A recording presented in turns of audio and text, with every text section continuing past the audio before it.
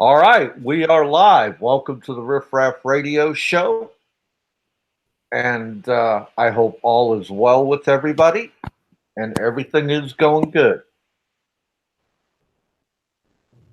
Good evening, everyone. This is Riff Raff Radio. We are still waiting for the other panel members to arrive on the panel. I would like to say hi to everyone in the live chat. This is kind of like a special edition. Tonight we have Jeremy Clotfelter on the show. We will be talking about the whole situation between the Shield and our channel and everything else that's related to it. Um, Let me just tell you this: it's a very rainy time, rainy season in the Philippines. There are news coming in, news articles coming in by the hour, every minute. They are doing some evacuation back in Manila. I was heading up north, left Manila yesterday, and wasn't able to get back to Manila because I was planning to get back to Manila tonight. But it didn't happen. So I just checked in together with my family in a nice hotel. I hope that all you guys out there are all right. I believe Dave is somewhere in a Manila hotel too, and he might be listening. And let's see what happens. I would like to start the show with following statements. In the last few days and weeks, there was a lot of talk between the situation between Dave and Popeye and Johnny Warrior on the other side, and obviously I have an opinion about that, and I would like to talk about it for a few minutes. One thing is that I do believe that nobody um, should think or even insinuate that Riff Raff Radio or any of the panel members are against the project Operation Backpack. I believe it's a amazing project. It's a good project. I believe it's a perfect example of how people, expats in the Philippines, can contribute to their respective communities. And I have also said something about the scooter situation last week, where I said it's absolutely good when people try to help others. In this case, a lady with the name Haney. And I have seen all these vlogs also, and I believe that there, Haney comes off as a honest, kind person, and to insinuate otherwise that we are out there trying to destroy somebody's charity project or talk bad about it or talk bad about certain people, uh, that is absolutely not true. I think that's just very important because I have heard people saying uh, that we are somehow, you know, conspiring to to do something negative or work towards uh, a negative end goal or something, that we are trying to smear the good name of honest good people or of honest and good projects, and that's absolutely not true. I believe that I speak on behalf of the Riff Raff Radio panel. um, we are really not out there to destroy somebody's reputation or anything like that. I would like to also address the situation where certain people said that um, that aloe is the root cause of all the problems. I think that's a very simple and therefore very wrong um, assumption, Well, you because know you are. yeah, but look, I I'm heard, only Brett. for I'm pulling instance, you I short heard, hairs, man. I heard, I heard this, I heard this. Wait a second. Hmm. I heard this. Somebody said over on one of these other channels, they said that Aloe has contacted uh, Jay's family. They didn't say it. They didn't use any names, but here we are very transparent. Johnny Warrior actually said Aloe has tried to manipulate Jay's family. He sent out a message to family members. In this case, the sister of Jay, where I said or wrote that Jay was involved in an accident with a scooter, and um, I can confirm that. Most people would say, okay, that's terrible, that's not good, that's totally disgusting, that's evil. But if you want to be fair, you also have to mention and not totally ignore the fact that just a couple of weeks prior to that, the very same person who has threatened me on a live stream several times over several weeks tried to or called on his 4,000 subs to harass my wife and my child and also your uh, children, by the way, Bob. Mm-hmm. The very same person has threatened us over several weeks. So if you want to stay fair, you can't just only pinpoint on one to one side and say, look, Alo is the bad guy, Alo did this, Alo did that. You have to put it in context. You can't just take it out and say, okay, Alo is the bad guy, Alo is the puppet master, Alo is the guy who is behind this, Alo is the guy who tries to destroy friendship, because that's just not the fact. I believe, as an outsider, when I look at the situation between Johnny Warrior and Dave and you, Bob, I do believe um, loyalty is not just a one-way street, because you were criticized because you and Dave didn't stick it up for Johnny Warrior when John Doe made a joke on Riff Raff Radio. And it was that back channeling joke. I believe that maybe you could have sticked it up for Johnny Warrior.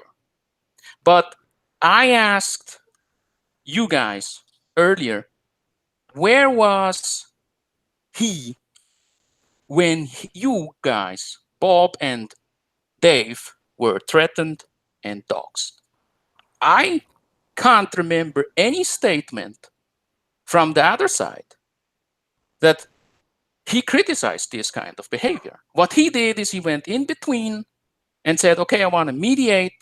And it somehow backfired when he demanded from you, Bob, and from Dave to support him, to stick it up for him when JD made a joke. So at the end of the day, that's something that you guys need to discuss or talk about and then solve the problem. But to pinpoint and say, look, it's Alo who profits from this situation. It's Alo who is the puppet master. It's Alo who is doing all these is absolutely not correct. We have also not emboldened certain people in this community to do something negative, and it's just not right, and it's not correct. So now I would like to introduce you. Maybe you don't even need an introduction. Tonight we have Jeremy Klotfelter on our show, and I believe that you, Bob, will ask him a few questions about the situation, about the past, about what is going on right now. And we just want him to give us his side of the story, because a lot of people have contacted us and asked us, what is this all about? Could you get Jeremy on the show? And that's exactly what we did. So we are here, and I hope that this will help everyone to build um, an opinion about this, because at the end of the day, we were not there. And we were not there when all these things happened in the past. And I'm not saying that the accusation against Jeremy are true or false. I have my own opinion about what has taken place. But please do not forget, there is always two sides of the story. And I believe that this won't be taken as sticking it up for Jeremy or trying to destroy somebody's reputation and so on and so forth. Because at the end of the day, this is social media, and people discuss, people talk to each other, and people are curious about what really went down. So I give you the floor, and welcome to the show, Jeremy. Please go ahead, Popeye. All right. Thanks everybody for coming. Number one, and thank you for coming to the show number 2, Jeremy. Thank And you. to me, if you have the nerve to come on here, shows me you do have some character, okay? And to answer the questions. And I will let the audience know this is not going to be a shouting match. This is not going to be me ripping somebody's fucking balls off for the views of the live stream. I'm here to get to the crux of things, and we will hear Jeremy's other side of the story through my questioning tonight. All right, and when I'm done with my questioning, please put up some of the questions you might have, so we can just dispel it all. You know, I hate the after show questions and people pop up and say, "What about this? What about that?" But I guess it's gonna fucking happen anyway. And so, Jeremy, let's start with the scooter because I think that is the biggest point of contention that I see right now. Sure, And sure. I've noticed in your blogs that you did have an accident with the scooter. Is that not correct? That is correct. I actually had two accidents, very, very minor accidents, but yes, they were accidents. Okay, when I took a look at the vlogs of the scooter being filmed, I noticed that the floorboard was separated from the underbody. Is that correct? Was That's that your correct. doing? Was that your doing? The underbody of the scooter, to the best of my knowledge, was never separated when I had it. Um, not when I had the scooter. I know what you're talking about. You're referring to the black panel underneath the scooter, and it looked like, according to their video, it looked as though it had been pulled apart on, I believe, the right hand side. Right. But it is safe to say that you did damage the scooter, correct? It's safe to say that there were scratches on the scooter from where I laid, because the first time I laid it down was on the left hand side, and that was on the asphalt going approximately about 10 kilometers an hour. Okay. The second time, it laid down in the dirt because I was trying to climb an embankment on a broken road in the Philippines, way out in the country. Okay. Um, I comprehend that. Okay. But it is safe to say it was damaged through the two accidents. Yeah, And but you also need to know, Popeye, the scooter, I bought it used, and the guy that had it lived out in the woods, which is why he turned it back in, and it was for sale. So it was already scratched before I ever had it. I mean, not that I don't know if well, that makes now any you're difference. saying you bought the scooter used. Okay. Uh, Yes, sir. It was purchased used. my impression it was bought from a finance company. No, it Deal- was dealership. it was bought from Motor Trade. It was financed, but it was bought from Motor Trade as a used bike. It was purchased. It was a 2017 Honda Click 125, and we purchased it used from Motor Trade. Okay. And Haney was the one who was your guarantor for this That's correct. motorbike. Everything about the So, scooter was in her name. Yeah, so it's safe to say that if the scooter is not paid, she's on the hook for it absolutely, financially. Correct. absolutely. That's correct. Yes. All right. So now I got a young lady that's on a hook from for the scooter, and you're in Thailand, correct? No, you had a young lady that was on the hook for the scooter while I was in the Philippines. She was not on Yeah. the hook when I left the Philippines Okay. because You're saying she's not on the hook when you left Philippines. So are you telling me you resolved the situation? I'm telling you with absolute certainty that the And scooter, how did you resolve the situation before you left the Philippines? the scooter was taken to Motor Trade in Bambang, where we lived. It was Hmm. turned in. It was either 2 or 3 days before I left. I wish I could tell you the exact date, but there was a lot going on during that I time. don't And need exact dates. Okay, so it's turned in. So tell me this: if this, what you're saying is the scooter was turned in, But if Correct. the scooter's turned in, she's still on the hook for it, man. See, Uh, because she no, signed a contract, right? she did sign a contract, but I see where you're going with this, and let me share this with you. If she was still on the hook because the scooter could be turned in, then what was the purpose of the GoFundMe to pay off the scooter, and then she turned the scooter in anyway? Do you Okay, understand what I'm saying? the scooter wasn't paid off with the GoFundMe. What happened was is the GoFundMe brought the scooter up to date. So the scooter would be turned in, but she is still on the hook. She has bad credit now because she wasn't able to pay off that scooter. See what I'm talking about? According, yes, that. Now, But you have to remember, it's not according to them. It's fact. If I buy a vehicle here and I decide to turn it in, and I signed the paperwork, no ifs, ands, or buts about it, my credit's going to be bad because I couldn't pay for that vehicle. And it's the same there. that Okay. So okay, she that has okay, bad credit, right? Will you concede to that? no, I will not concede to that, and I will tell you why. Because she is the person, and let me just say, I hate that she's involved in this. I really do. I hate it. But she is the person that went with me to Motor Trade, signed the paperwork, turned the scooter in, and there was no issue. She never told me one thing about I would have credit problems, I would have this, I would have that, because the But yeah, gentleman. shouldn't you know that?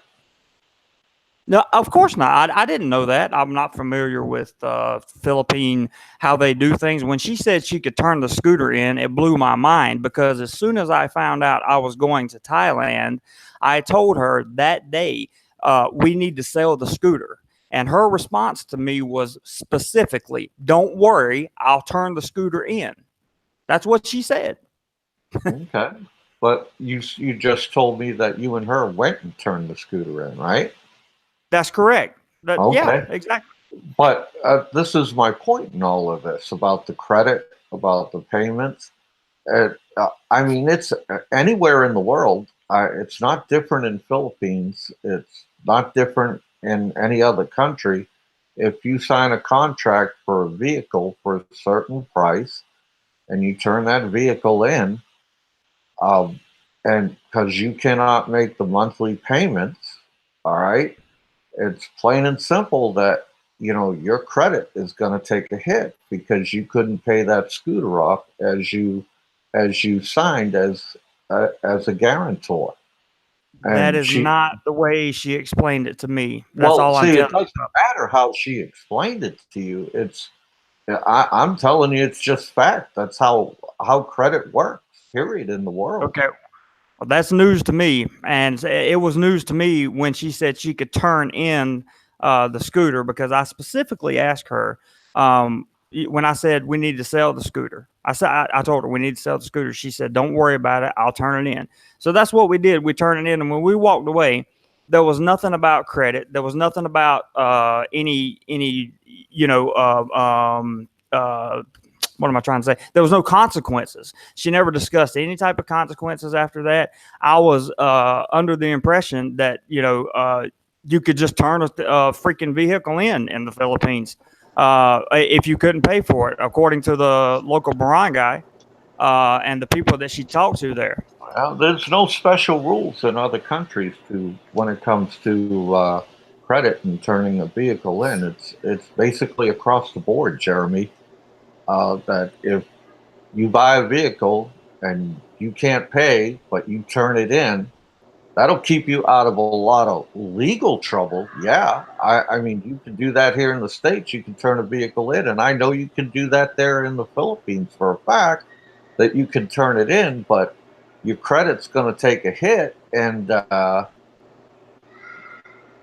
it. No ifs, ands, or buts about it. But It's the same as a repossession. It's yeah, exactly the same.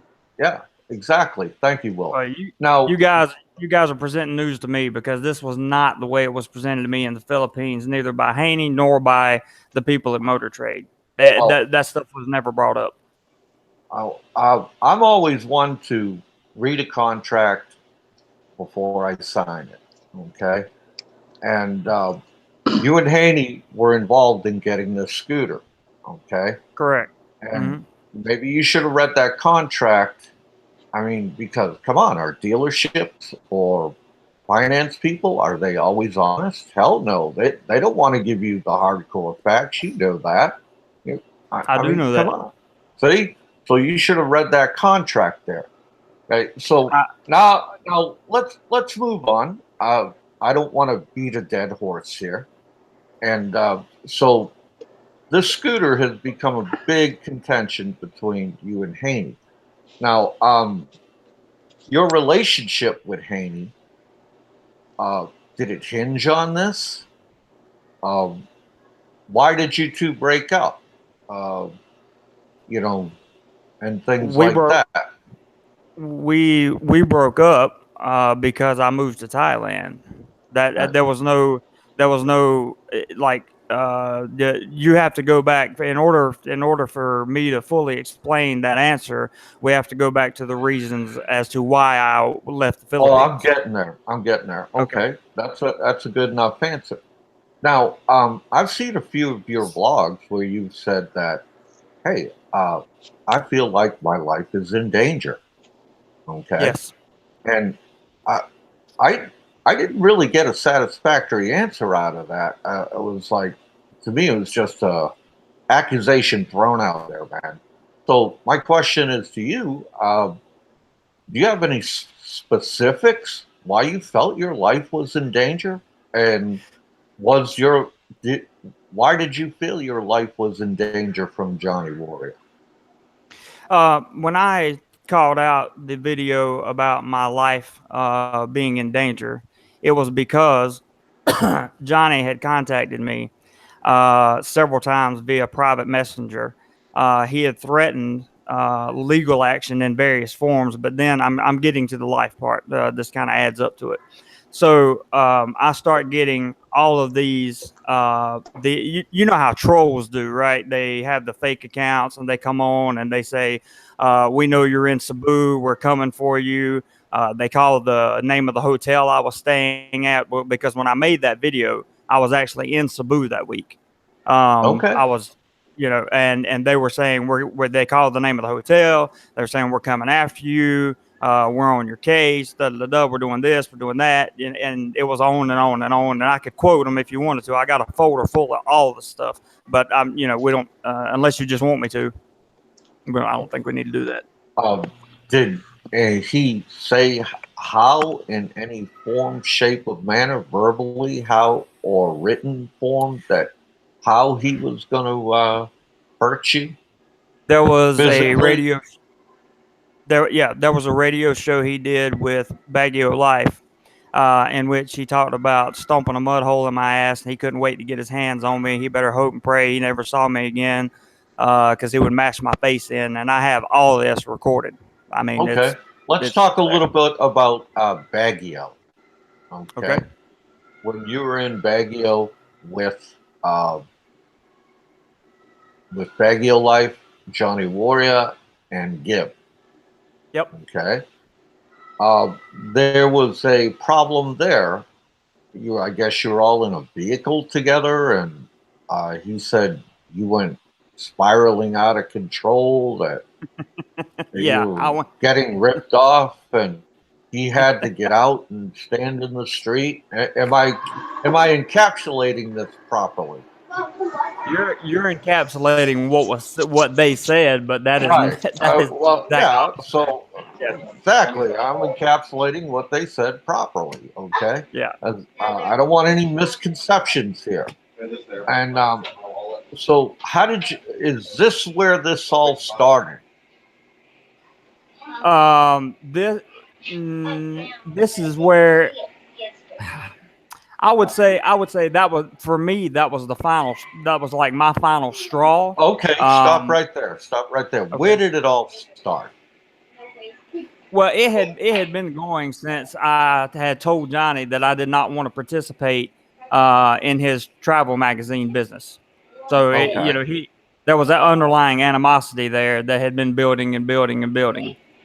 And why did you not want to participate in the travel I didn't magazine trust. business. I didn't trust him. I didn't trust him. Why didn't you trust him? The same thing. If you asked me this same question the last time we had this show, and I'll tell you the same answer. Simply my intuition. I didn't trust him. I didn't like the way he talked about people behind their back. I didn't like the way that he had these radio shows where he would go on and trash people and then talk differently to them to their face. To me, that's not somebody that's trustworthy. And I just didn't feel good about the situation. Okay. All right. Let me see here.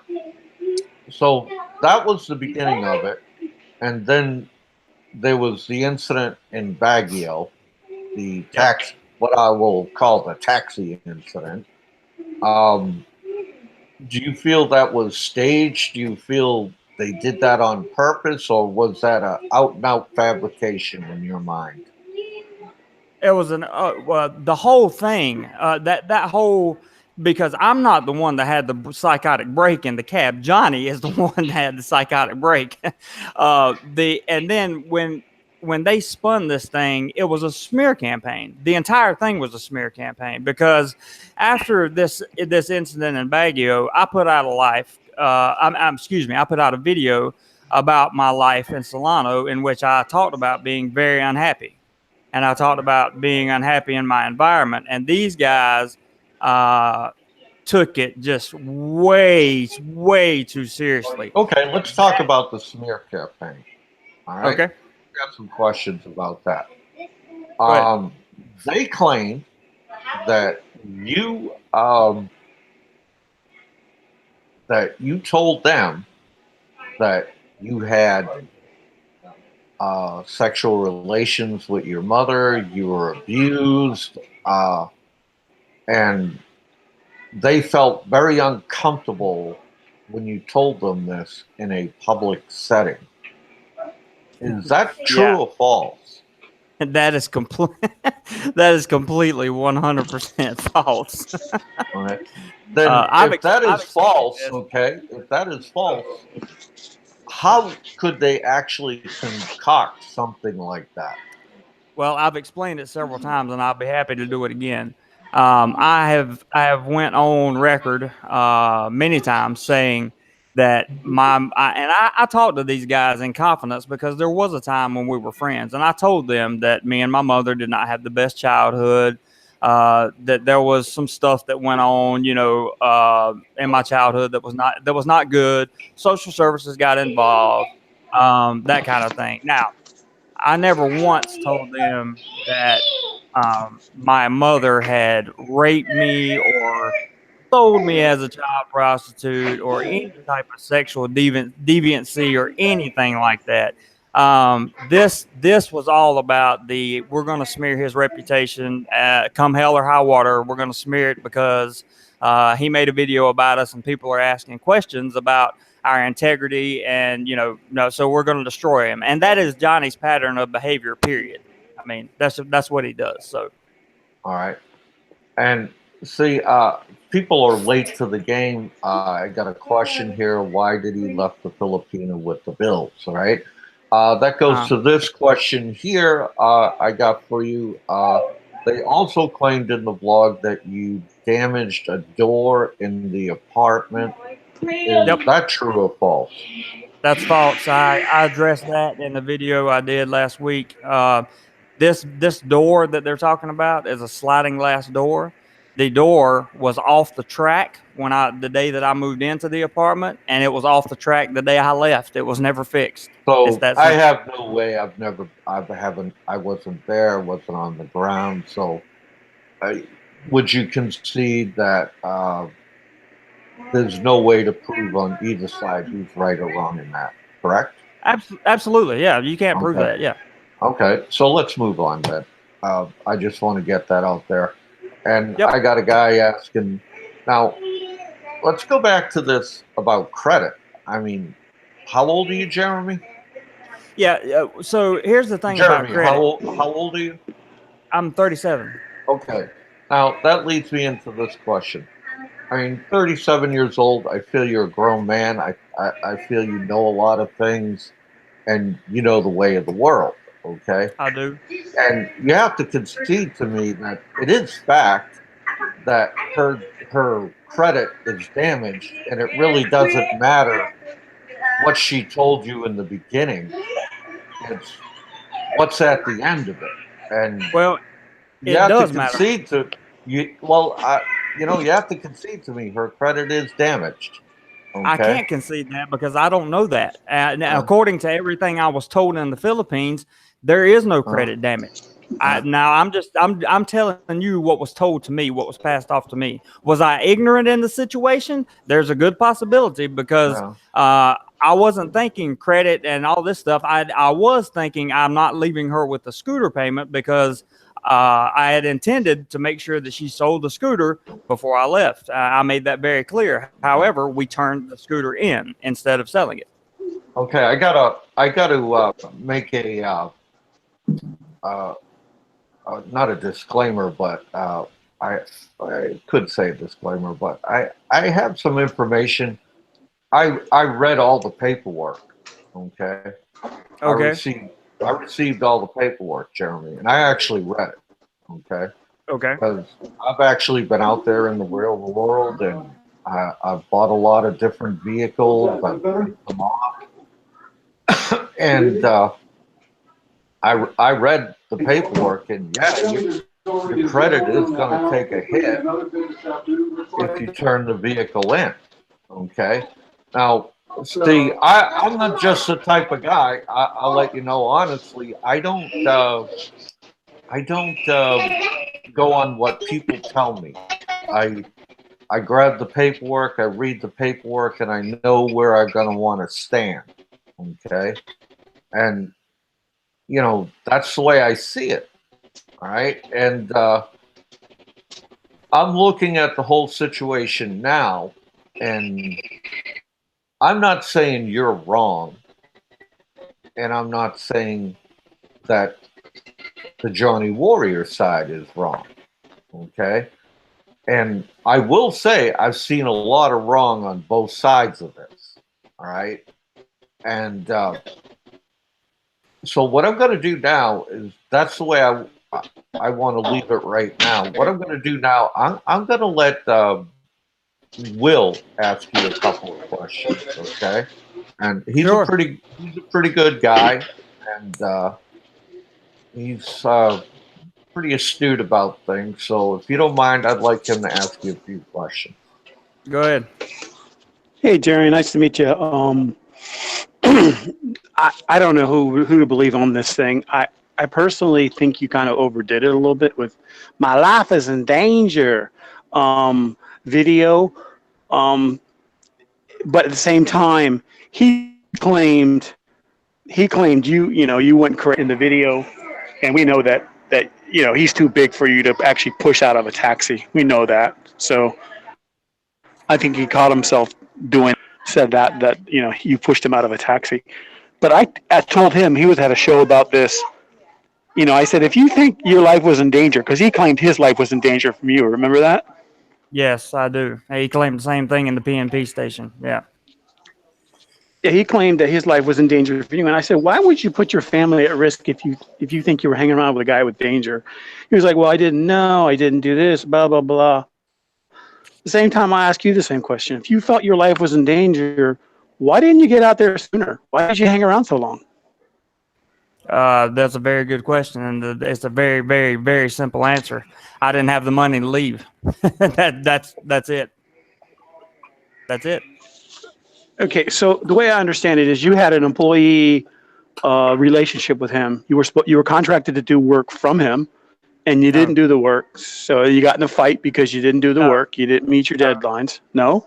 no, no, no. I was never contracted by him to do any work. We had a conversation about whether or not this travel magazine was going to move forward. I told him initially that I would proceed with it.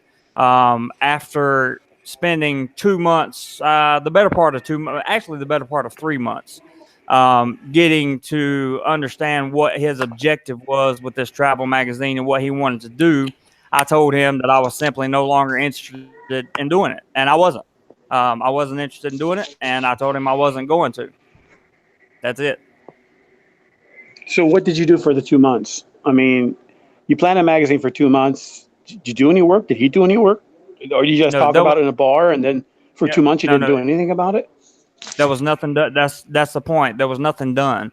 There was a lot of talk. There was a lot of messages sent back and forth, and then all of a sudden, I'm sitting in a bar one night, and he sends me a message saying, "You got 5 days to get a 1,500 word essay in on Cebu, and I need pictures. I need this. I need that." And I was like, "Okay." It really caught me off guard. And it was at that time when I said, I may need a little more than 5 days because I have to. I was running back and forth to immigration during that time, and he got very hostile when I requested to have more time because all of a sudden, if you don't know Johnny, everything works on his watch. If it's not what he wants done when he wants it done, then you're just shit to him. So he got very hostile. That's the way those. That's the way those military clowns are. Popeye's the same way. It's just they were brainwashed that in the way in the military. Use all full metal jacket. That's how they behave. Let's have civil discord here, okay? All right. Let's show that our opinions can differ without slinging shit at each other. Will. All right. So did you? So did he agree to pay you? I mean, you say, hey, let's start a magazine. Okay, you maybe not had you had some kind of agreement. You had to say you're going to pay me this, or you do it for free, and then when the money and then the magazine rolls in and is successful, or you get notoriety, or what was the agreement? Sure. The agreement was this. The agreement was we're going to do all this work. Okay, we're going to do photo spreads. We're going to get a travel magazine together. We're going to get it going, and then we're going to put it all in my wife's name. I'm talking about Johnny here. Johnny's wife's name. We're going to put everything in my wife's name so it'll be legal. We're going to set up a portrait studio here in Solano in her name as well so we can make extra money. And as long as we can, as long as I can cut you enough money each month to cover your expenses, will that be cool? Now, at the time, I was like, yeah, that sounds like a pretty decent idea. We could work towards that. And that's exactly what I told him. Okay. So 2 months go by, nothing happens. He sends you a message that says, get it done in 5 days or else. Correct. Right? Correct. Or You else said, what? Or else what? Yeah, or else you're fired or yeah. No. There was when you said or else. I didn't say or else. He just said okay. He said I need it done in 5 days. I need this spread. And when I told him I couldn't get it done in 5 days, that's when the hostility came. So I was like, it was at that point that I had decided that it was just not going to work because you have to remember, this was something that I was really looking forward to doing. He was talking about doing photo spreads and this kind of thing. I'm a photographer, guys, and videographer. This is my passion. This is what I want to do with the rest of my life. I was excited about doing this. And when 2 months go by and he's supposed to be the leader and he's stagnant, I'm already having doubts as to whether or not this thing is even going to take off the ground. And then to get all that hostility from that one request was perplexing, and it was very. What for hostility? Like, you better get it done in 5 days, or I'm going to stomp your. What was the hostility? I mean, I'm sure he was upset. Yeah, the hostility was more of his passive aggressive stuff. Oh well, it's okay, but you really need to get done. You really need to focus on what's at hand. You need to focus on this. You need to focus on that. You're not taking this seriously. You're not doing this, that, and other. And I'm just sitting there thinking to myself, like, I've been taking this seriously for the last 2 months. I've been asking you questions. I've been trying to get this ball rolling with you, and you've done nothing. So did you do a counter and say, I need 7 days, I need 10 days? Or did you just say, I quit? I told him, no. I told him I was going to need more time. Initially, I told him I was going to need more time. And after the hostility came, I told him, I said, you know what? It's probably best if I just pull out of this thing altogether. And that was it. I mean, I'll just give you some advice. If you have some kind of agreement with somebody in a business venture and 2 months nothing happens, and then they give you a 5-day deadline and you don't agree with it, too much time has gone by. When you start a business venture, you should have something. You should have had some articles, some photos ready to go. I mean, 2 months went by. Come on. Okay, well, let me. I mean, if I work on a project and 2 months have gone by and I haven't made it, go on. Let me share something with you. First of all, I had stuff ready to go. I had the photos ready to go. It wasn't the photos; it was the essay part. Okay. And secondly, something you need to know here: I was not engaged in a steadfast business contract. There was no contract signed. There was no guarantee, and I had second guessed and really thought about this because essentially what he's doing is trying to operate a business illegally. He and his wife were not married at the time. You know what I'm saying? There was no. He had no. Yeah, but everyone, all the expats do that. I mean, he said that you took photographs for pay. That's the same as working illegally in the Philippines. How are you different than him? I didn't take. I've never taken a photograph for pay. And what are you talking about? Are you talking about from him? Yeah, he said on his blogs that you were taking. Dude, am I right or wrong about that, Popeye? No. He may have said that. He may have said that, but that's not what happened. Time out. All right. This is what Will is saying, Jeremy. He's saying that you took money for your photographs from JW. Okay. That is absolutely not true. Okay. So you can emphatically say to me that you no, but he also said you were taking pictures of other people too. Go on. Yep. Yeah. I've addressed that. Let me finish my question. Okay. You can emphatically say to me here and now that you have never illegally worked in Philippines. I can say to you emphatically with 100% certainty, I have never illegally worked in the Philippines. I have addressed that before, and let me address Will real quick, okay? Because I know what he's talking about. I addressed this on a show. In fact, I think I did it the last time I came on Riff Raff. What I had done when I moved to the Philippines, in what I now know as abundance of ignorance on working in other countries and that kind of thing, I've learned so much since I've been traveling. I came to the Philippines under the impression I didn't know about the work laws. So when I got there, I was thinking, I'm going to shoot some pictures on the side and make some money. I put ads out on my Facebook page. I did the whole 9 yards. I got a message from a Philippine blogger about a week after I put out those ads. And he said, dude, do you realize what you're doing? Like, this is illegal. You can't do that. So I immediately retracted the Facebook ads that I had put out. And from that point forward, I did what we call in the photography world TFP, which stands for trade for print. So any photos I shot for people in Cebu or even in the Luzon, I did take photos for people. However, those photos, the contracts, and I have model releases for everybody that had a picture taken and contracts, still got the copies. Those photos were given as you have them to use for whatever you want them to use them for, and I have them to use for my portfolio, whether it be on Instagram or whatever the case may be. It's called trade for print. We do that in the photography world. You get a benefit from the pictures. I get a benefit from the pictures. You get good quality pictures, and I get to put them in my portfolio. Does that make sense? Yeah, but what were you living on? I mean, you went to the Philippines with savings and expected to survive on your savings? No, I went to the Philippines with ROI from America, and I went to the Philippines with. Oh, can you back up there with what from America? Return on investment from America. Okay. Mm-hmm. Savings from America. Okay. Now, why do you do that, Will? Like, you talk about me like you really know a lot about me, man, and you really don't. I noticed this last week when you were talking about me, like you had the scoop on me, but you really don't. You have no idea.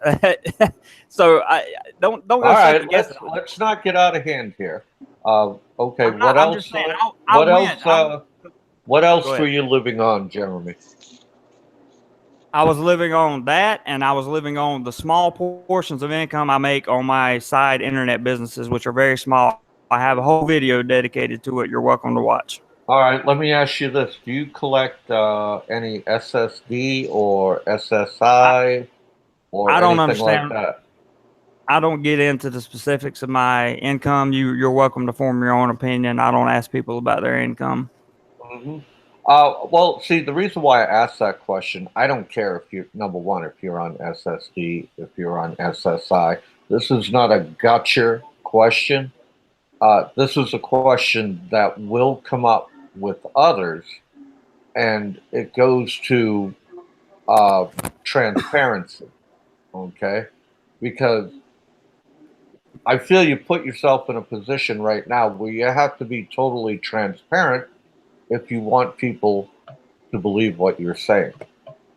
Yeah, and the people that are important, that matter, that that consume the content that I put out, they know I'm transparent. If anyone has any questions about my income, I honestly, that is one part of my life that I do keep private for many reasons. And if people think that I'm not being transparent because I don't disclose every single aspect of my life, then they have the right to feel that way.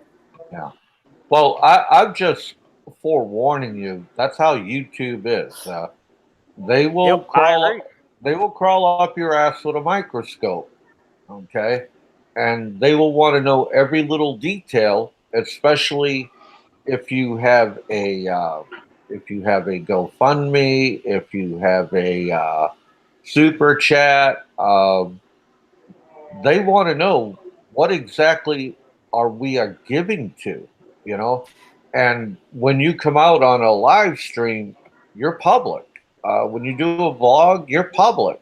Okay, you have uh, you have subscribers. Okay, and I'm one to believe that you should be as transparent as possible to your subscribers when you are either asking or inadvertently or just have it up there, however you want to put it, for funds for your channel. All right. Mm-hmm. Mm-hmm. Now, would you agree with that statement? I would agree with that statement. I currently don't have any requests for funds for my channel. I do have plans for branching off into making more income via the social media platforms. And I will tell you this: I'm working a 40-hour-a-week job here in Thailand. I just did a video with my work permit and what I'm doing. So if you that's why I just don't get caught up in the whole income thing. I've been transparent about everything from my past to what I'm currently doing, the things that I do on a daily basis. I mean, I don't really understand the significance of why my income is such a huge issue. I don't get it. It's what The they only do. question I had was, you went to the Philippines, you had a side income that you generated that you could live off of. Is that correct That's or correct. incorrect? That's correct. Okay, that was my question. Wouldn't they call you out on return on investment is the same as savings? Okay, you had an investment that was provided a stream of income, and that's what you live on. Correct. My only question is, if you had a stream of income, why did you need to work? Well, because I want more income. Okay, good. So you planned on working in the Philippines. No. I did not play. When I came to, okay, I see where you're going with this, Will. When I came to the Philippines, my original thought was, again, I'm openly admitting to being completely ignorant regarding the working laws, and that is my fault, nobody else's. I should have done the research before I got there, but I didn't. I thought that I would come there and I would make money on the side taking pictures for people, but didn't realize that it was such a big deal and that it was illegal to do so. When I found out it was illegal to do so, I didn't do it. Okay, I have no problems with it. I mean, I feel the other way about it. I know many expats that make money. In fact, Makati is full of expats that are earning a income from the U.S. and working in the Philippines, quote, illegally. I know that. That doesn't bother me. There's so many U.S. corporations that send people temporarily to the Philippines to work, and they're receiving their U.S. income and living there tax-free. I know that from personal experience. So I don't have any problems with it. I'm just saying, you went to Thailand. Wait, I understand it. You went to Thailand because you wanted to earn income teaching English. You wanted to be able to work freely. That's the way it looks to me. And then you said it was your life was in danger. That's why you fled, with the suitcase in your hand, and you left because the warriors were after you. Whoa, stop, Will, stop. The life in danger thing was a long time ago. Okay, the life in danger thing was approximately February. All right, after February, there was no more life in danger thing. Okay, because I realized nobody was coming after me. All right. The reason I left the Philippines had nothing to do with me feeling like my life was in danger. The reason I left the Philippines was because these guys went to the barangay in Solano and had their ex-girlfriend, or not ex-girlfriend, their girlfriends and wives sign affidavits stating that I had threatened them. Okay? And I went to Solano in the PNP station, sat with these gentlemen, tried to come to a conclusion in the PNP station.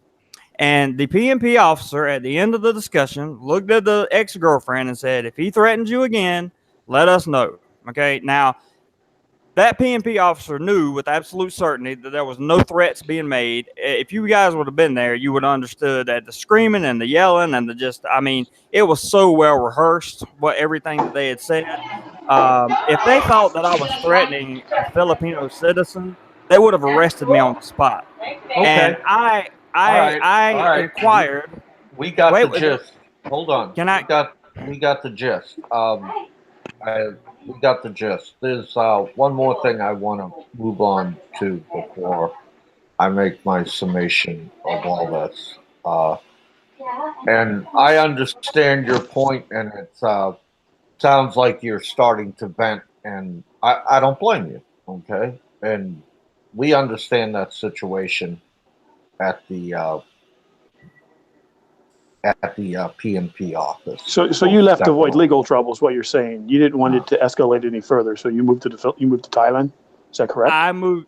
That's correct. I moved to Thailand because the Philippine police officer said if you are convicted of these crimes, you could potentially face 6 years in prison. And there is no way in hell I was going to take a chance on facing 6 years in the Philippine jail for something that I had absolutely nothing to do with. Okay, let's talk about Do More Life. Yeah, can I talk about Do More Life?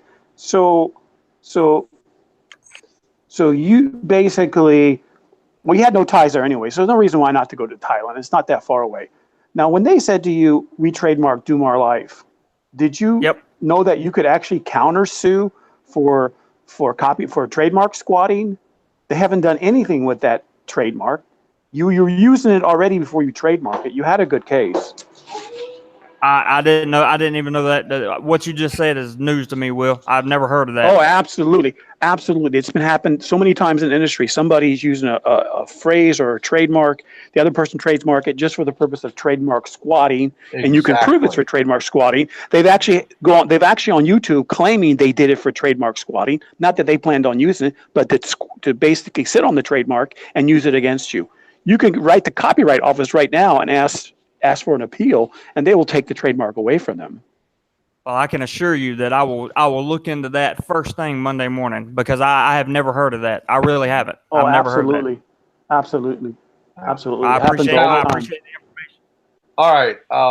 What I want to say here now is I'm going to give you my summation of this, and this is what I hear out of you, Jeremy. I hear you claim in a lot when it comes to the Philippines, ignorance of the law and ignorance of the culture. And I'm not saying that's a bad thing. But what I will say to that is I think it got you in a lot of trouble. Okay? And it caused a lot of unforeseen trouble come your way. All right? And you went up against a guy that was pretty formidable when it comes to the ins and outs of the Philippines. So I could fully comprehend why you might have felt your life was in danger and why you felt the way you felt. Okay.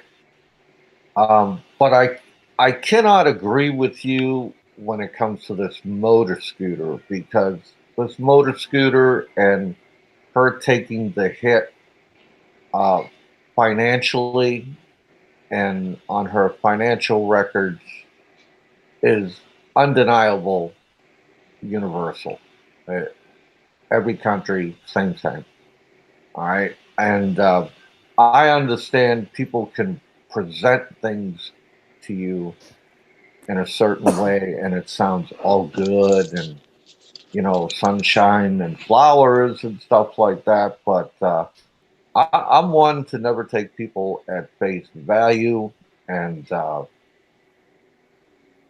I have to say you should read all paperwork and know what you're getting into legally before you jump. So this is my comment. I don't mean to interrupt, Let me but finish. this is No, my. Can I touch or address the motor scooter for a sec, let me please? finish. I'll let you go after I finish. Okay. So I'm gonna say on both sides of this aisle here, there's a lot I can't prove, but this is what I'm trying to prove today: is that I've given you a chance to have your say so and let people listen to what you have to say about it clearly and without little interruption. And they're going to make up their minds. Okay. And I think that's in the spirit of RRR. Okay. Will, go ahead. So you turn the motor scooter in. What happens is in repossession, you turn it in or it gets repossessed. They resell it. They usually take a loss between the price they resold it to and the price that you still own it.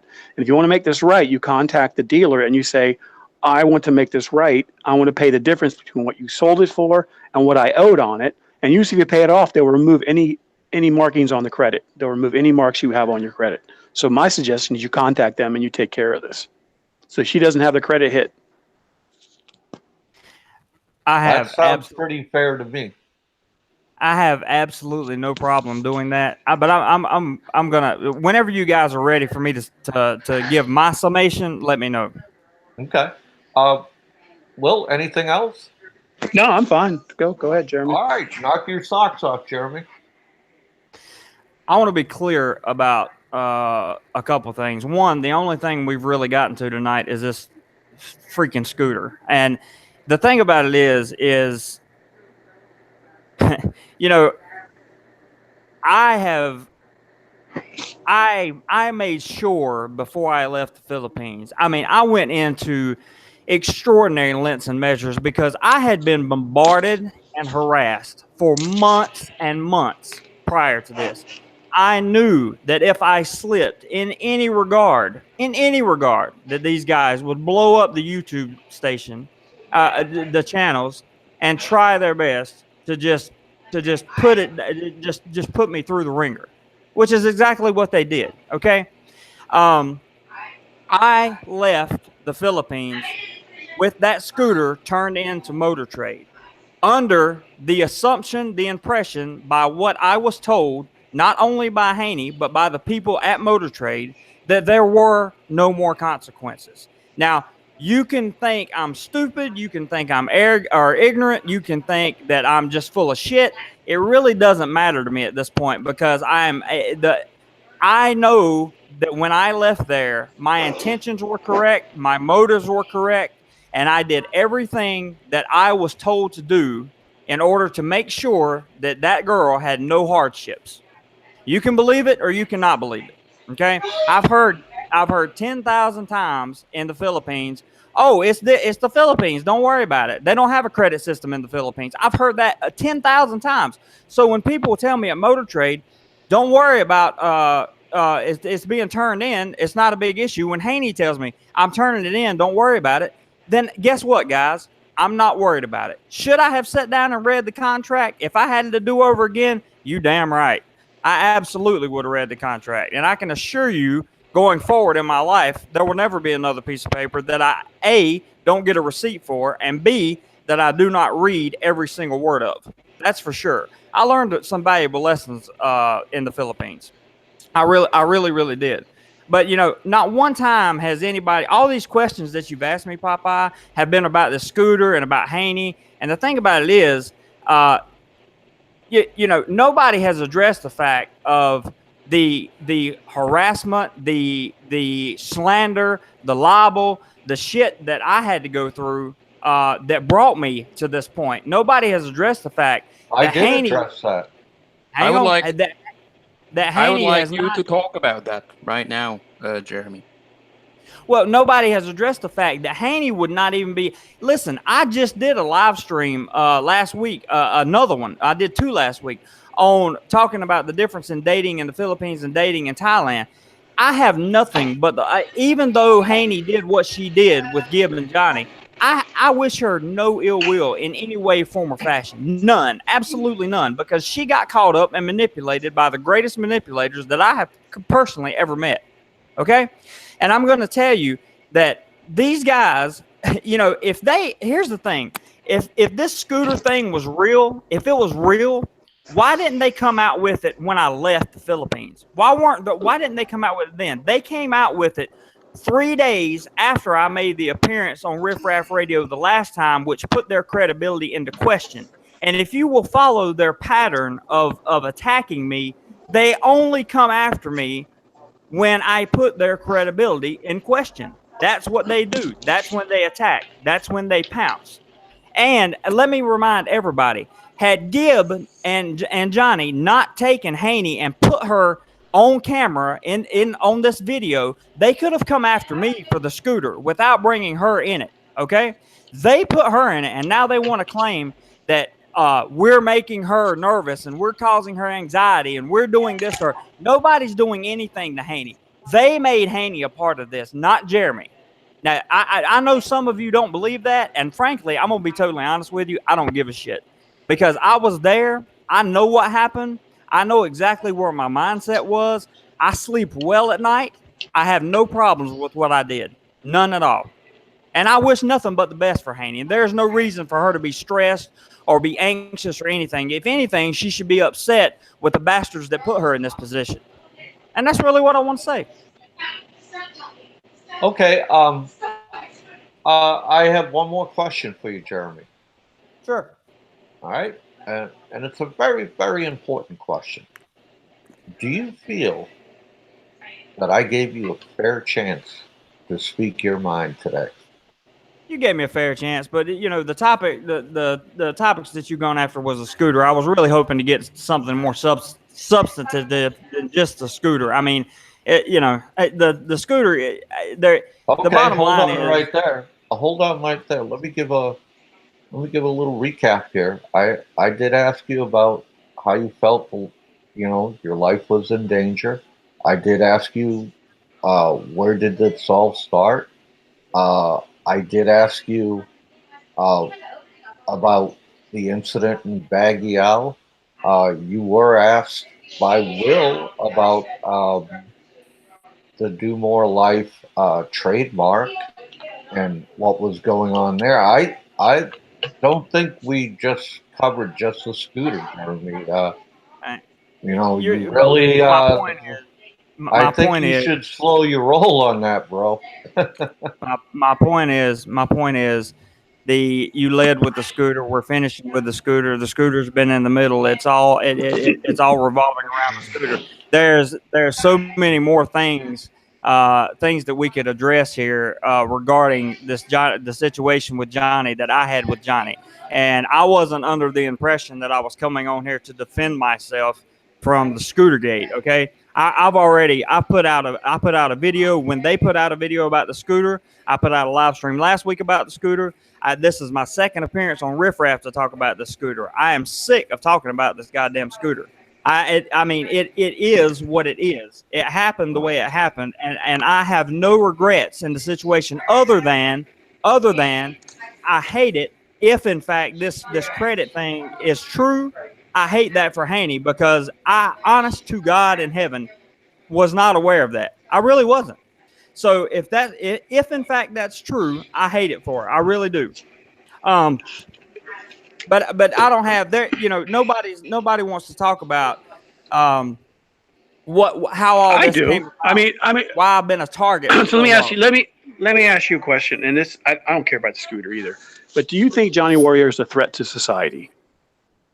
I think Johnny Warrior is a threat to anything that breathes, walks, or stands or sits. That's my personal opinion. I've been around him personally, and I would not. You guys, you have to understand. This is, I mean, you know, I'm not going to go into a bunch of slander here, but there are serious issues that that have to be addressed at some point with this guy. I mean, they have to. Well, I mean, he's kind of been open about his wanting to kill himself, his PTSD, his. I mean, when did he get open about that? Pi, how many videos have we seen where he's addressed his PTSD issues in the past? I just watched a vlog of him talking about his PTSD. I mean, he talked about putting a gun to his mouth and wanting to kill himself. I mean, he's been open how about that. depressed he was and everything else. He was quite transparent and all that. That was this week, right? No, he's been doing it for years. Yeah, he's been doing it for years. He's been talking about killing himself for years. No, he for years he's had videos. I mean, he started out with a PTSD channel trying to help vets with PTSD, and he discussed his own issues about wanting to kill himself and self-destructiveness and stuff like that. So he's been pretty open about that. So I mean, he's a threat to himself, let alone maybe a threat to others.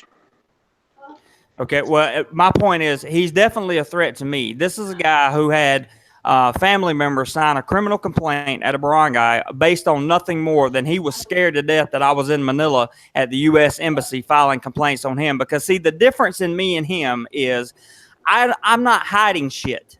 I don't have to hide anything. When I went to Manila, he and Gib got terrified. They were messaging Haney the day that they found out I went to Manila. Did Jeremy go to the U.S. Embassy? What was he doing there? I didn't even go to the embassy in Manila. I didn't even step foot in the embassy in Manila. I went to get my exit clearance. All right. Well, what complaints would you wear? I mean, what could you have said to the embassy about him that would have got him in trouble? Exactly. Exactly. I mean, first of all, it's not their jurisdiction unless he's a terrorist. That's right. That's right. I mean, that's right. I have sworn affidavits regarding. See, you guys have to understand. I have now 23 hours of him and various other people, including Eric and all of them, everybody, talking about the situation with me, my mother, the whole 9 yards. Right. I have all the evidence in the world, and he knows that. And he knows that he doesn't have any sound bites of me threatening anyone, though he claims to. He doesn't have it. They don't exist. But he claims that he has all this stuff, and he claims that he can do this, and he claims that he can do that. And he does that in fear mongering. He hopes that I'm going to get scared. And in the beginning, it did scare me. It scared me enough that I got completely out of the Philippines. But I have since educated myself quite substantially on criminal law in the Philippines and what my options are. Okay. And I am no longer scared of Johnny Warrior. I can assure you of that. Well, from my point, anybody that brandishes firearms on YouTube and brags about killing pigs and has bragged about killing people in combat before, I don't take lightly either. And that's another thing, Will. Let me throw this in there. You know, I've sat around with him and Gib and listened to their stories about killing people and about how well trained in martial arts they were, and about how well trained in intelligence they were, and how they could sneak up on people and they would never know they're coming, and this, that, and the other. So when you become these guys' enemies, you remember all of these horrific stories that they've talked about and the things that they've said. You understand? I understand. So here's my suggestion: you block them on all social media. You refuse any conversation with them. You move on with your life, and that's the end of it. That's how you should be. That's exactly what I've been doing. And I don't think you're engaged in anything that would, first of all, piss them off anymore. You're just doing your channel in Thailand. So I mean, move on. That's all you can do. Yeah. Aloe, hold on, Jeremy. Aloe,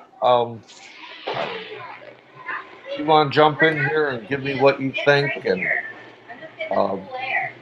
yes. Is there any questions I might have missed? Well, first of all, I believe it's moving in the right direction right now, the discussion. I think Will is asking certain things, and I believe that Jeremy wants to talk about certain issues related to the topics that Will just brought up. So please, guys, just continue, and we keep listening. I have no questions. All right. Jeremy, is there anything on your mind right now that you really want to get out, but might be hesitant to get out or say? There is something I want to get out, but I'm not hesitant to say it. Okay. I want to say actually a couple things. Number one, my beef with Johnny has been over. As ridiculous as this may sound, uh, I have forgiven he and Gibb and Eric and even you guys for talking about me without knowing anything about me in the past. That's just a fact. That's what all of you've done. But all that stuff I put behind me and I moved on here in Thailand. Okay. My the purpose of me coming on here tonight was for anyone who may have lingering questions regarding any of the topics that you brought up. Uh, I wanted to be able to. I wanted to allow them to be able to hear it from me, and then they can decide for themselves whatever they want to believe. Because smear campaigns do not work, and we have seen that. Uh, Guys, I don't brag ever on my numbers or my channel or my success because it's very, very small. In the grand scheme of things, I've had a little bit of success. It's very small. But my channel's growing and people enjoy my content. The smear campaign that this guy tried, that he tried desperately for months and months to ruin my reputation, uh, it didn't work. The purchasing of the fake subscribers, it didn't work. YouTube still approved my channel and they took all those subscribers off. It didn't work. Trademarking Do More Life in order to kill my brand and to kill my hopes and dreams, which is the video that he made on his channel, How to Spot an Idiot. Okay. Him doing that, it didn't work. It didn't work. Nothing that he's done to this point to me has worked, with the exception of getting me out of the Philippines. That worked. And I have to tell you, that has truly been the biggest blessing ever, because I have found a brand new life here in Thailand, a brand new way to live. I have never been happier. And in the grand scheme of things, Papa, Alan, Will, you guys, I appreciate what you guys do or what you guys try to do for the community. Okay, I understand what Riff Raff Radio is about. I'm not confused on what it is. But let me say this: in the grand scheme of things, whether people believe me or not, it's really not going to matter. It's really not, because we've seen that everybody has put this information out about me before. Johnny has went on this epic smear campaign and tried and tried and tried to burn me down and burn me down. And I just keep having success. It's very small success, but I keep having it. So, it really doesn't matter to me what people believe. I wanted to do everyone a service by coming on here and answering the questions, as you guys call them, the tough questions, right? Answering the questions to the best of my knowledge. You guys have said, be direct, tell me the straight up truth, the 100% without hesitation answer. I feel like I've done that.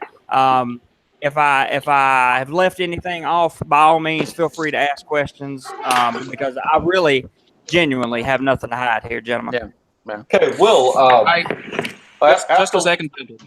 Just a second, gentlemen. I would like to say a few things here, because I would like, first of all, to thank you, Jeremy, to come on the show, because I really appreciate that, and I really mean that, because it's not easy to get on this panel.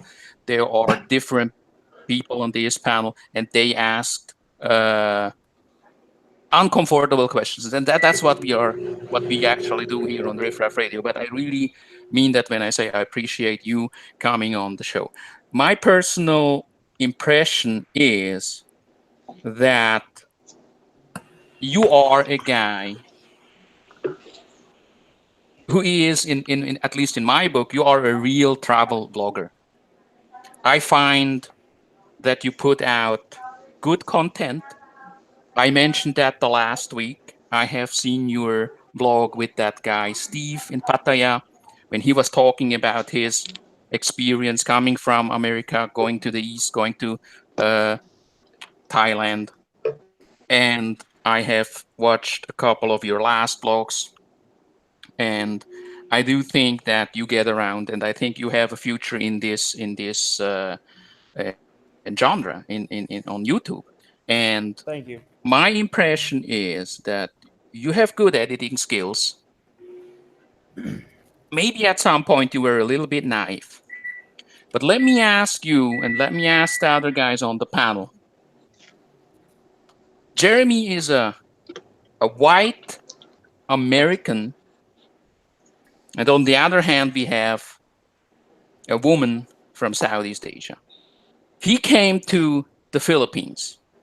He was basically alone, not very well experienced. He goes to the Philippines. And my question there is, if he was told that things will be all right, does that not also mean that the other side has responsibilities?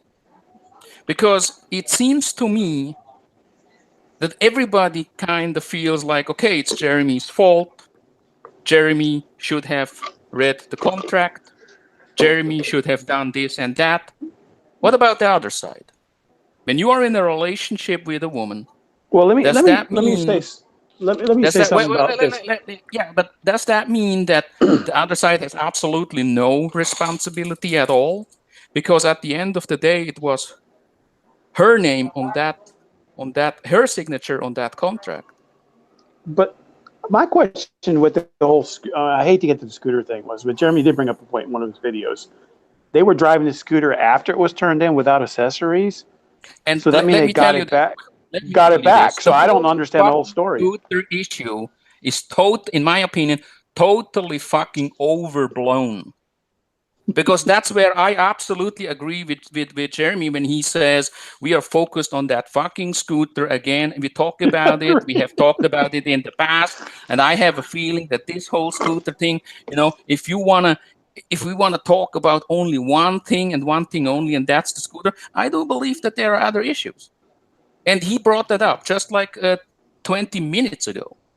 Yeah. At the end of the day, this is a guy who was actually alone. And some people want to make us believe that it's him who is the threat. Jeremy doesn't really come off as a guy who is, he has not been in the military. He is alone. He is one guy No. in a foreign country. Is he really the threat? Is he the bad guy? Is this witch hunt? And that's what I call it. Is this witch hunt justified? Well, I think Just he. because I mean, somebody did something I do think he overreacted, quote but unquote wrong. I do think he Because we have, overreacted. but let But me at the tell you this, same, Will. Let me tell yeah, you this, because we have seen other bloggers who treat their girlfriend like shit on live streams. Nobody absolutely. talked about that. Nobody talked about that. And here we have a guy who might or might not, didn't pay his share, maybe or maybe not. No, But we no. were not I there. agree. I was I not think there. he's And been let transparent. me just finish this point. I was not there, and that's why I apologized to Jeremy, because I told him, look, I have participated in this witch hunt. I have said things that I should not have said to Jeremy. I have mocked him. I have verbally attacked him, and I think it was a mistake because, unlike with other vloggers, I have not seen that. So it is not my role to engage or participate in this witch hunt.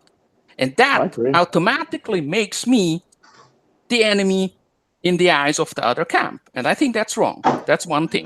Number two, I believe that Jeremy, his reputation is really bad in the Philippines YouTube community. And I do believe that it's absolutely not justified.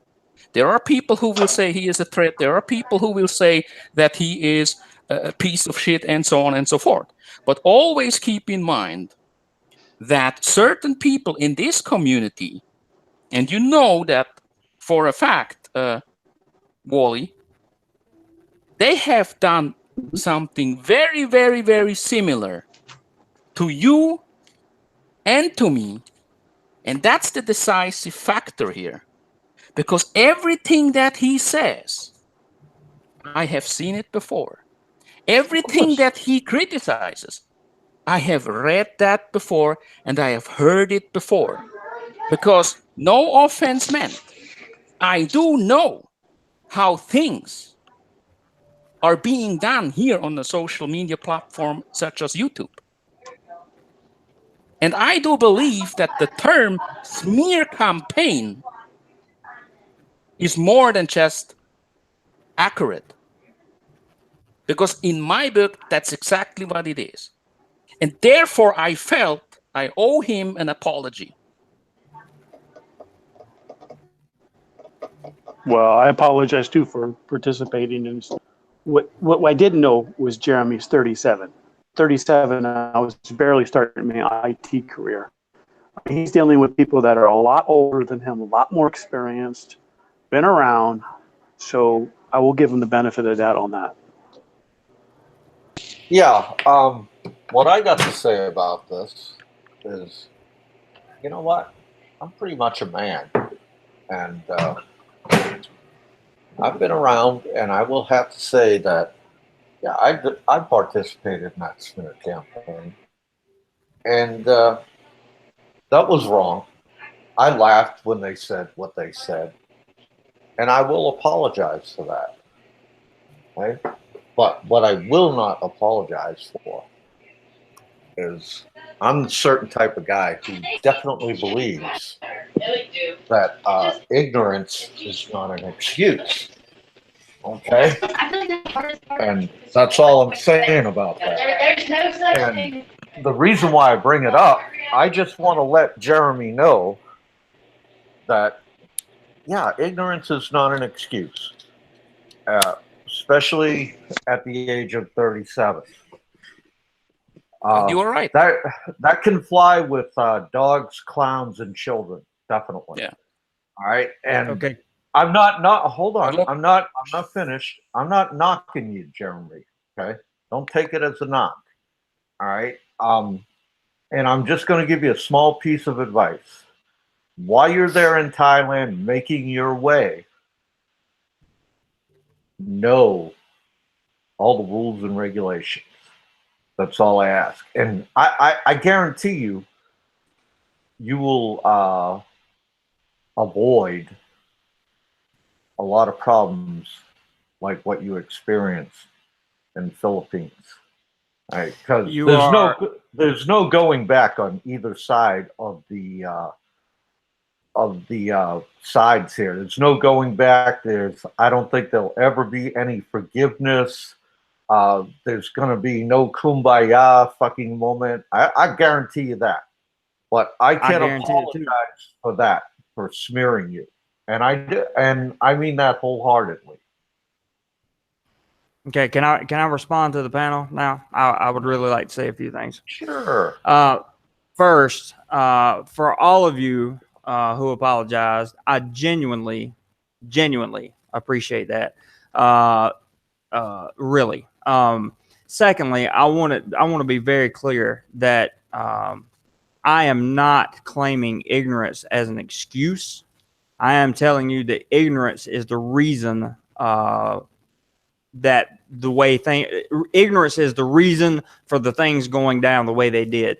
I am not saying that it excuses my behavior. Please don't misunderstand what I'm saying. It does not excuse the fact that I did not read the contract. It does not excuse the fact that I didn't do my proper diligence or my due diligence in looking into the matter of the credit situation, which I will be doing because, I was told in a foreign country that I don't know anything about. I'm listening to the people of that country, and I went by what I was told. That was an ignorant thing to do, looking back on it. And that is not an excuse. I'm simply stating a fact. That's it. And again, which is why I have said I hate it for Haney, because my purpose in leaving the way I did was not to leave her with any kind of problems. Now, let me also say that I got caught up on the ignorance being an excuse. Take your time. I'm sorry.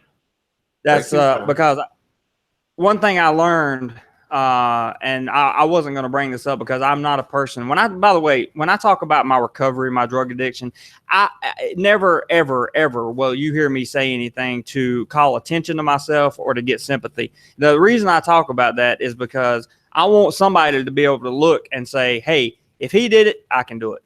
That's it. That's all. That's the whole point. But in my process of recovery, one thing we learned very early on is there is no excuse for anything. Everything that's wrong in my life, I created. Everything. The problem in my life, just like when I was doing drugs, just like today, is between my ears. Everything that's wrong. I am the person in control of that. Okay. And to give you an example, when I moved here to Thailand and started working, I purchased a scooter. I have another Honda Click 125, but I paid cash for it, and it's in my name. It's not going in anybody else's name. I learned my lesson on that. I learned my lesson on various other things. You know, I now use VPNs to cover my tracks because I don't want to be tracked and traced everywhere I go. I don't tell everybody everything I'm doing all the time. I don't tell people exactly where I'm working and what I'm doing. I don't have to because I don't want people calling the employer and causing problems and that kind of thing. And I have to be aware of that when I'm dealing with people like Johnny, because that is the level that he will stoop to. He will do those things. He's done it in the past. If you will go and file false criminal charges against someone, you will do anything. If you will trademark somebody's brand name behind their back simply out of vengeance, you will do anything.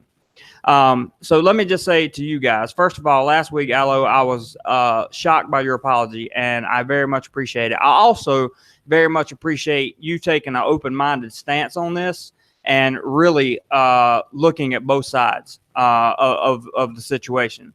Will, I will say I've been listening to you for a while. You're obviously a very intelligent guy. I appreciate your apology. You know, I hope that if you guys learned anything from me tonight, I hope it's that don't be ignorant when you go to the Philippines. Do your research. I'm not talking about you guys on the panel. I'm talking about the people that are listening. Yeah, I got your number. That may be thinking about coming, right? Because this goes back to who I am as a recovering addict.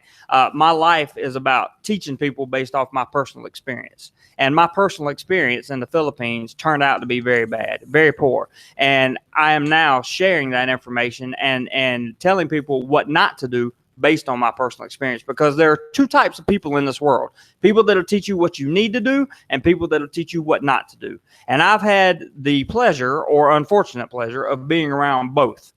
And my goal is now to surround myself more with people that will teach me what I need to do to be successful, and stay away from those that teach me what I don't need to do, because I've already done a good enough job of understanding what not to do in life. Okay, Jeremy, let me ask you, this is it, one final question, and I think this might kind of knock you off the chair. This speaks to your mindset on everything and has nothing to do with the scooter, okay? Okay. All right? All right. So, with everything that you've said here tonight, and looking back where we see everything that's gone on between you and the other side of this argument, and that's a little bit of an understatement when I say argument. Please forgive me. I'm trying to be polite here. I got you. And you know, when I heard your blog about you saying how you were a recovering addict, okay, I fully comprehend that, because in the United States Navy, I worked as a DAPA, a drug and alcohol program advisor, and I went to school for that. Yes, sir. So, I have a feeling I have the credibility to ask this question. At any time as you were going through this ordeal, okay, did you feel that you might lose your sobriety? Are you referring to the ordeal with Johnny? Right. Yeah. It's been a long ordeal, right? No. Yes, it has. Absolutely. And the answer to your question is absolutely not. And please let me explain why. Okay. So one thing we learn in recovery is to play the tape all the way through. And what I mean by that is, if you sit down and watch a movie once, you've seen the ending. Okay. You know how the movie ends. And as an addict, we suffer from, you can call it a disease, decision. I don't care what you call it. I call it a disease of insanity, right? Doing the same thing over and over and expecting a different result. We think we can get high and something's going to change, but it never does. We only get high because we want to change the way we feel. That's it. It's an insecurity issue. That's the whole purpose behind getting high.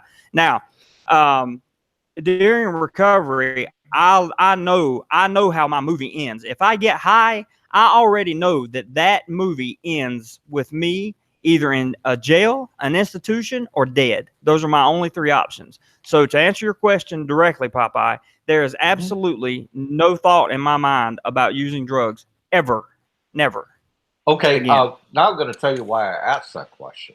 Right? Sure, I want to see if you agree or disagree with me. All right. sure. And one thing I know about somebody who's a recovering addict is that what happens is if you put them under a lot of stress, uh, it could cause them to fall.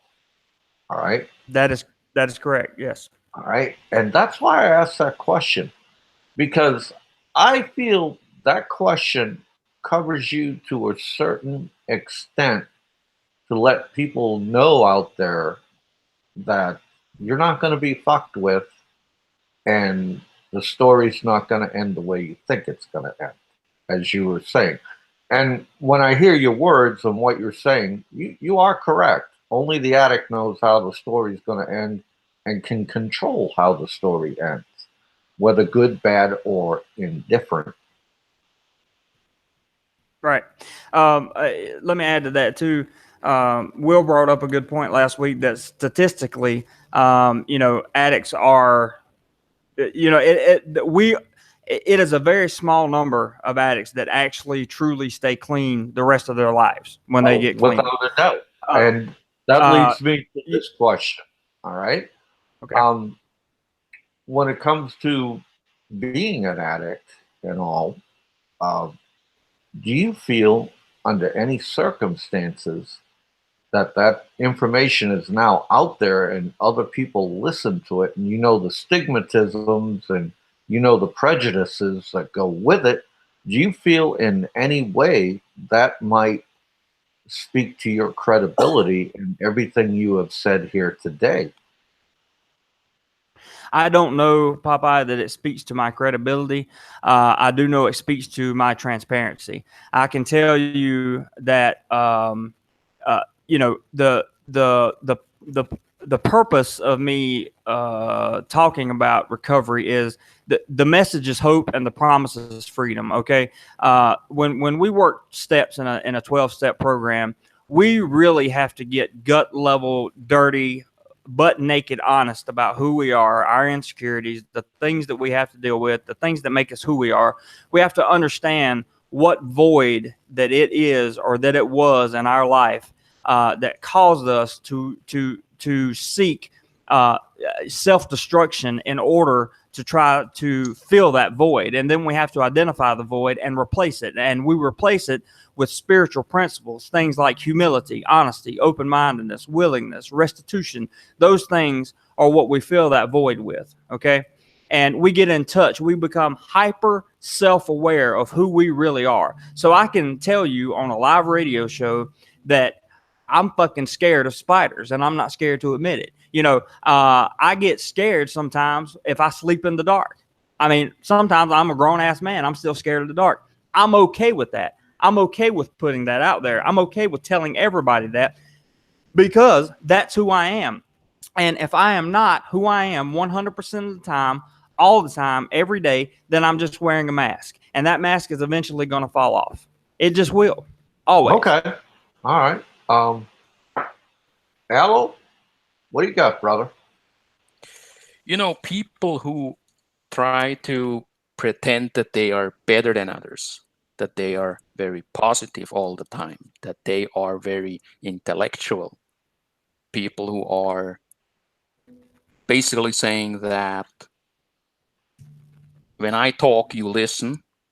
My mission is to basically spread my worldview, and your role is to listen and to say yes to everything I say. And there is no room anymore for a real debate. It's either my way or confrontation. Then you got to be very, very careful. Jeremy is not that type of guy. Jeremy is a guy who talks about his past and the difficulties that he went through. I believe that makes him even more, or gives him even more credibility, because somebody who tries to be somebody who somebody who just always talks about how good they are, and how clean, and then everything was perfect, I start to get very suspicious about the true intention they have. And Jeremy is absolutely not that type of guy. I see that he is true. I see that there is authenticity when it comes to him. Because who else would do that? He knows, he is aware that this will be taken against him. When somebody says, "Okay, I had problems in my past. I took drugs," everybody will call him, "Look, he's a drug addict. You can't trust him." But I believe it's the other way around. And he deserves great credit for that, to talk about something like that on a public forum, on a social media account, on YouTube. Because he basically said, "Look, this is me, this is who I am." And I went through very troublesome times in my past. So there is No, not absolutely you, no Allo. problem. Trouble in your past, Allo? No, in his case. In his case. He deserves great credit for that. And that just adds to his credibility. He doesn't come off as a guy who tries to convince others of his version, of his story, of his persona. He says it like it is. And again, I cannot, I have heard all the accusations, and I do not agree that he is the devil, that he is that bad person, that he is that absolute terrible nut job. Because just a couple of months ago, you know what has happened. Everybody thought, okay, this Jeremy guy, absolutely a piece of shit, crazy guy. There was no room whatsoever for any discussion, and that's what I call a witch hunt. And I made the same mistake. I made the same mistake. In this witch hunt, I'm going to say emphatically, they come off so believable about what they said about Jeremy and what shouldn't have been said, and I don't even want to repeat it because it was pretty disgusting. I was appalled, and they come off very believable to me. Okay, because it was well orchestrated. Yeah, that's it. It was well orchestrated. And right. You know what I'm talking about. What I'm talking about. It was very well orchestrated. Everybody was contacted, and I was contacted too. And I was told, look, this is the new target. This is the bad guy. And if you don't agree, then you will basically side with the devil, and you will basically become a target. That was the situation. And in that moment, I didn't feel pressured or something like that. I just said, hey, Jeremy took a look. I watched his vlogs. I said, hey, the mob says he is the target. Who am I to judge, right? I said, okay, this is what I do. This is out of the winter. Let's go after him. Riff Raff Radio. Let's have drama. And that's exactly what I did. That's why I bashed Jeremy. And at some point, I fucking realized, why the fuck do I bash this guy? Did he threaten me? Did he slander or said something against me? Did he do anything against me? Wait a second. There must be another story to this. There must be more than just what we hear. And I looked at it. I listened to all sides. And again, I also see what's going on between you, Bob, Dave, and the other side. People are basically saying or insinuating that you flipped. You were one of the guys who actually contributed to that scooter fund, $100. There's not many other guys There's not many other guys out there who did that. And in the case of Dave, who was also accused that he flipped because people said because he was butthurt about something. That's absolutely not correct. not hold fair on, before to you say go any something further, like that. let me speak to that. Yeah, Yeah. I did give to that scooter fund, right? And I gave to it for one reason only, not to stick it in Jeremy's ass or anybody's ass. I gave to it because I genuinely believed, and I still believe today, that she had to catch up on those payments, and she had to set it straight as right as possible. And I know she doesn't have a job. I know the economic situation, so I said, "Yeah, here, one time fucking deal." And She does. She does have a job. She does have a job. well, this is what I believed at the time. Okay, so Okay. You I'm want to do? not. You wanted to do something good. Yeah, I'm not going to get down into the weeds and Yeah. You wanted have to a. help out the girl. Yeah, that's all, and I Wasn't wrong, made the and point. that's noble, and that's great. And And I nobody will understand take that. that take that away from you. And it's the same with Dave, because Dave was one of the guys who organized things. And nobody is attacking you for that. I believe that you did something very noble. Mhm. But And I I'm do now, not too, gonna. Bubba. but And now, I'm ladies and not gonna gentlemen, come out. but I'm not gonna now come you out hear from the back. other side. Now you hear from the other side that you and Dave are butthurt about something, and that's why you flip. And that's absolutely not I okay didn't to say flip something like anywhere. that. I didn't Yeah, but flip it's not anywhere. okay to say something like that. That's my view about it. And Yeah. the thing is, we have to be very careful, because people often say on live streams, we need to be positive. There will be no drama, and we will not. Uh, there will be no verbal attacks. But the thing is, I lost trust in those statements. Why? Because on live streams, everybody says, we are okay, there's nothing going on, we will forget about this, we'll move on, we will clear the air, let's be positive. But what is going on in the background? A People whole send lot of me, shit flinging people, is what's people going on in send the me, background. people send me emails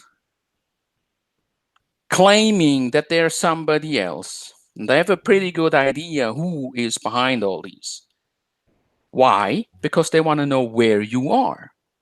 Jeremy just told us that he's very careful and hesitant about letting people know where he goes and where he is. And I tell you what, that makes us too. Because there was a time where people tried to track me down in what hotel I am, where I go, and what I do, and so on and so forth. So that's something that I can absolutely 100% relate to. Mhm. People send me emails claiming that, I come to you, I want to give you information. But the reason why they do that is because they are trying to fish for information. They want to try to get your IP address for various purposes, for out of various reasons. Oh, if I had a And I nickel would, and for I every would not be, request. and I tell you, and I go a step further, I would not be surprised that right now there are several peoples in the background putting together sound bites, putting together certain videos, trying to find out where is Aloe, what is he doing, where is he staying, putting together information. This is what I know, this is what he said, this is there's a certain group.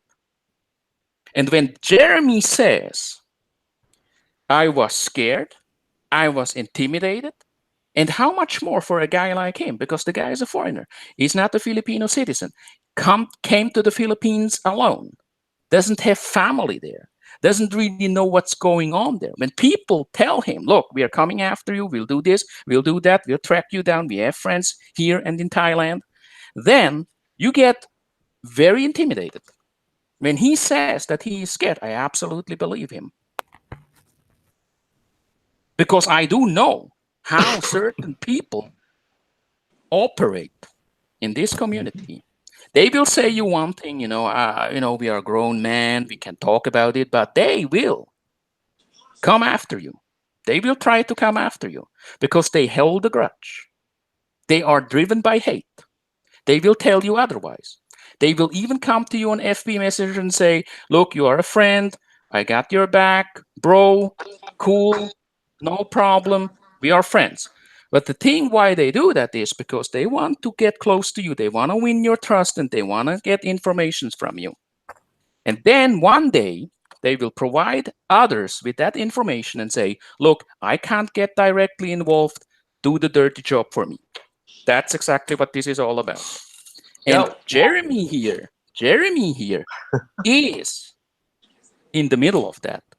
In his case, it was absolutely understandable and the best thing to leave the Philippines. That's my opinion about that. Mhm. Hey, can I say something? Hello. Yes, please. Hey, Jeremy. Hey, man. Who am I talking to? This is Roberto Dunn. Oh, Roberto. What's up, buddy? I'm the original co-founder of Riff Yeah, Raff Radio. Just to let you guys know that. Yeah, it's all about you, Roberto. Yeah. Get on with your questions. I recognize you now. Okay. On the lighter note, Jeremy, you may not know this, and it's not because of your ignorance and anything, but did you know? And by the way, this statement came from another blogger. His name is Bama, and he's saying that you can actually hire Filipino hitman for 8,000 pesos to take anyone out. Have you heard that before? I've heard stories like that before, but I've never paid any attention to it. I mean, Well, yeah, if your life were threatened, you probably can go to that route. But just letting you know. yeah, well, that's not my style, man. I wouldn't be involved in that. All right, that's all I have. Thank you. All right. All right. I'm going to give everybody a closing statement, and I'll go with the main guest first, which is Jeremy. Go ahead. Closing statement. Okay. Thanks, everyone. For first and foremost, I really appreciate you guys being open-minded to the situation and really taking a look at it. I hope that this is, resolved to the best that it can be resolved. I hope that this was resolved the issue. I have no further intentions of elaborating on this topic anymore, unless something comes up then it needs to be addressed. Thank you all for your apologies. When I say I genuinely appreciate it, I mean that. And I would like to say that as far as Riff Raff Radio as a whole goes, I know it gets a bad rap, but the truth is, this is a place where people can come in the Philippines community, and obviously from other countries as well, but typically for the Philippines, they can come and they can share information, and they get to hear a wide variety of opinions. And I think that's important. I used to really despise this show, but I think the truth of the matter is, for somebody like me who has nothing to hide, there's no reason to fear a show like this or to describe it as a hate channel or anything else. Obviously there's some dramatic situations that go on here, and it's, people enjoy the drama. It's also built for entertainment, but I think at the end of the day, it does provide value for the community. So with that being said, thank you, gentlemen, for allowing me to come on. And I'm going to go ahead and close off of here. I have plans tonight, so I'm going. Thanks, gentlemen. I appreciate it. All right. Thank you very much, Jeremy. Roberto Dunn, what do you got to say for yourself? Yeah, I'm here listening to what Jeremy was saying, and I'm not on either side of this because I'm basically on the fence on it. But my only comment to that is that he, besides being ignorant, he should have taken care of that situation with the Filipina on the scooter before he left. Get that taken care of. Instead, I could see that he was probably scared, want to get out of there right away. But still, he should have had that taken care of before he left. Then this situation would have been brought up several times, like I'm bringing up again. So that's all I got to say. Thank you. All right. Let me see here. What I got to say about all this is that I'm not on JW's side. I'm not on Jeremy's side. I'm on my side. I apologize to Jeremy for the smear campaign. because that was wrong. I did not have the facts. And, you know, I make mistakes too. But you know what? I can be a man and apologize for the mistake I made. Uh, I firmly believe that ignorance is no fucking excuse whatsoever. At the age of 37, I firmly believe you should know the ins and outs of credit cards, and signing contracts and read contracts. I never trust a single fucking word that comes out of anybody's mouth unless I can fucking verify it when it comes to situations like this. And I hope you have all learned that here tonight. And I will state emphatically, I don't think JW is right, and I don't think Jeremy is right in this, because we will never know the whole truth. We were not there. And the whole idea of this was to let him have his say so. And I am a firm believer everybody should have their say so.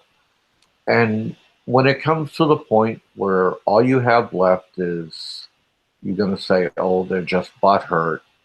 No, you're the one who's butthurt. Okay? Uh, I, I'm not butthurt at all. Not in the least. Actually, quite disappointed in your behavior. It's been unbecoming. Okay? And I don't like it one bit. And that's why I named this show Smoke and Fire, because where there is smoke, there is certainly fire. And we try to find it here on RRR. And it's up to you to get guys to decide whether we found the fire tonight or not. So when the show closes out, leave your comments. We will review them.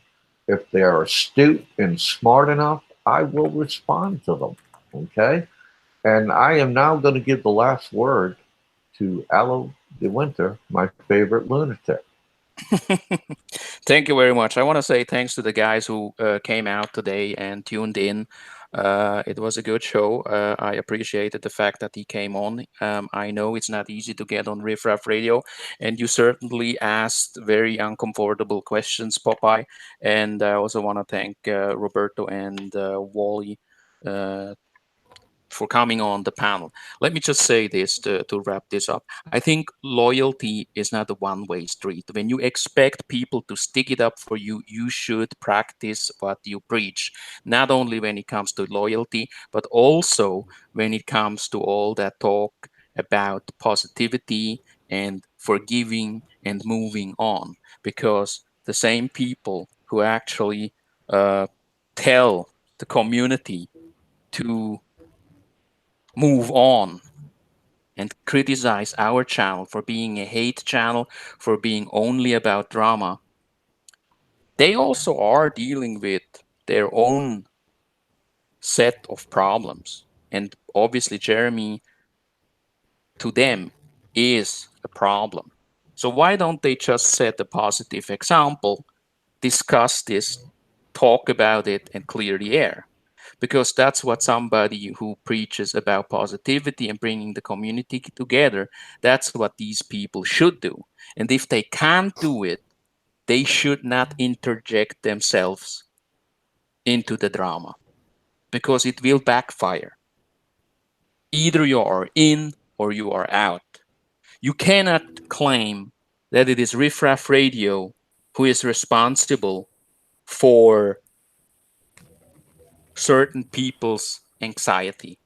You cannot claim that Riff Raff Radio is behind the smear campaign to take down or destroy charity projects. You cannot claim that Bob and Dave, who are panel members, are butthurt because somebody had, quote unquote, a different opinion about something. If Bob and Dave are really your friends, there would be many other ways to reach out to them and clear the air. Do not hold Bob, Dave, and any other panel member on Riff Raff Radio responsible for what I have said. Because we are moving now in the direction where people say, but you got Alo on the show. You got Alo on your panel. You are not better because you get Alo on the panel. This concept of guilty by association does not work, because if you point at the guys here on this panel on Riff Raff Radio and tell them, look, you are hanging out with a guy like Alo, then you can turn that around and say, what about you? With what kind of people do you hang out on that other channel? People who have criminal records in their home country. People who are treating Filipinas, for instance, very bad on live streams, who threatened us several times, again and again. And then you pinpoint and at us, and in this case at me, and say, look, but Alo said terrible things about the father of another vlogger. Alo contacted the family of that vlogger and said he was involved in a terrible scooter accident, ignoring the fact that prior to that, we were harassed several times, even calling on your 4,000 plus subs to harass my family, my wife, and my child. And then you wonder that there is a reaction from our side. Are you really neutral? Do you really want to mediate between the two camps, or do you hold a grudge since last year? Trying to sabotage Riff Raff Radio, trying to sabotage the Out of the Winter radio vlogs, trying to sabotage your friend's reputation, trying to sabotage everything that they get involved in, basically saying Dave and Bob deserve to be doxxed, deserve to be threatened, because they do hang out with Alo. I have lost trust in certain people in this community. You preach positivity, but all you do is instigating new trouble. Either you are in or you are out. You always have the chance to come on this panel. You always have the chance to reach out to us and have a mature, good, positive conversation with us. But what is going on now is Alo is the puppet master. Alo is the bad guy. Alo influenced Bob and Dave, insulting these two panel members' intelligence. That is just a very lousy, lame excuse for the bigger issues that we are dealing with. Next week, I will not be on the Riff Raff Radio panel because I am out of the country. I will do a couple of vlogs just to say hi. I'll be leaving the Philippines and going to Australia.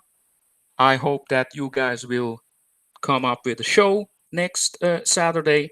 And again, thank you for having me on, and I wish all of you a good day. All right. Thank you, everybody. I hope you enjoyed the show, and I hope it was informative for you all. And hey, Riff Raff Radio out.